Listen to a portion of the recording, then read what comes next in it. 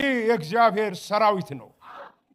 እኛ የተታገልነው ከኮሙኒዝም ጋር ነው፣ ከክህደት ጋር ነው። እግዚአብሔርም አላሳፈረንም። በኃይልና በታላቅነት ሰርቷል። ከልጅነታችን ጀምሮ በስደቱ ስላገለገልነው ተበጅቶናል፣ አድርጎታል። አንድ ጊዜ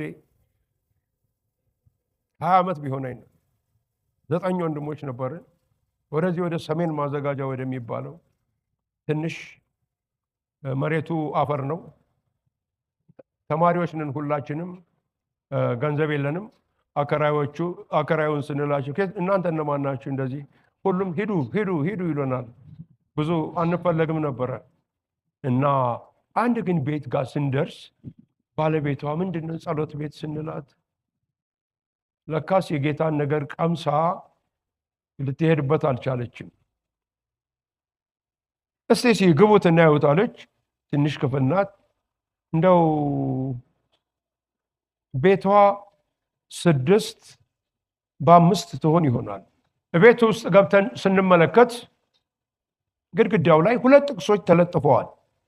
የክራይ ቤት እኮ ነው። የኢየሱስ ክርስቶስ ደም ከኃጢአት ሁሉ ያነጻን ይላል። አንደኛው ጥቅስ ደግሞ ያድናል፣ ይታደጋል፣ በሰማይ ድንቅና ተአምራትን ያደርጋል፣ ዳንኤልንም ከአንበሶች ጉድጓድ አፍ አድኖታል የሚል ጥቅስ ነው። እንዴት ነው አሉኝ። ቤቱ ይሄ ነው አልኳቸው። ባባ ስናገለግል ልጆች ነን። ያኔ እድር ነው የሚባለው። የኮሙኒዝም ገና አልመጣም እና የድንጋይ ናዳ አለ፣ ተቃውሞ በዙሪያችን አለ። በጣም እግዚአብሔር ግን ከኛ ጋር ሆኖ ይሰራ ነበር ልጆችም ብንሆን እና አንድ ቀን የሰፈሩ ጎረምሶች ተነጋገሩና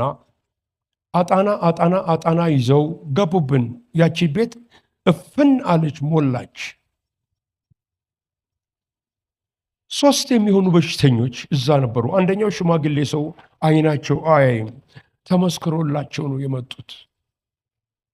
ሌላ 2ቱን አላስታውስም በደንብ። ከዛ በኋላ አጣናው ቤቱን ሞላው። በር ዘግተው ሊቀጠቅጡን ነው የመጡት። በቃ ደም በደም አድርገው ፈንክተው ሊሄዱ ነው። ጭንቀትም ፍርሃትም ውስጣችን ገባ። ቃሉን እንዲሰብክ እንትን የተባለው ሰው አንድን ቃል ይደጋግመዋል። ያ ጓደኛችን ለካስ ደንግጧል። ይደጋግመዋል። እግዚአብሔር ምንድን ነው የምናደርገው ስል እኛን አይነ ስውር ሰው እያሳየ ለእኚህ ሰውዬ ጸልይላቸው። ስጸልይላቸው ግን በእኔ ተወራርደ ነው ምትን እኚህ አይነ ስውር ሰውዬ አሁን ካዩ እናንተ ሁላችሁ ጌታን ትቀበላላችሁ፣ ካላዩ ግን የምትወዱትን አድርጉብን በላቸው አለኝ ጌታ። ወጣሁና ይሄንን ስናገር ጓደኞቼ በቃ ዳንኤል አስገደለናል፣ ዳንኤል ዛሬ አስገደለናል፣ አባባ ይውጡ እስቲ ወደዚህ። ከዛ በኋላ ሰውየው አሁንም ድረስ ፊቴ ላይ አሉ። እጄን ጫንኩ፣ ጸለይኩላቸው። አይኖን ይግለጡ አባባ አልኳቸው። መስኮት ነበረ፣ እንደዚህ መስኮት አለች፣ ከውጭ የተከመረ ሳር አለ። እስቲ እዚህ ጋር የሚታዩት የተከፈተ መስኮት ያለው አሉ። የተከፈተ መስኮት ያለው ደግሞ የተከመረ ሳር ነበረ፣ የተከመረ ሳር አያለሁ አሉ። በኋላ እነዛን አጣና የያዙ ልጆች አዩና እዚህ እንደው የሆነ ዱላ ነገር የያዙ ልጆች አያለሁ አሉ።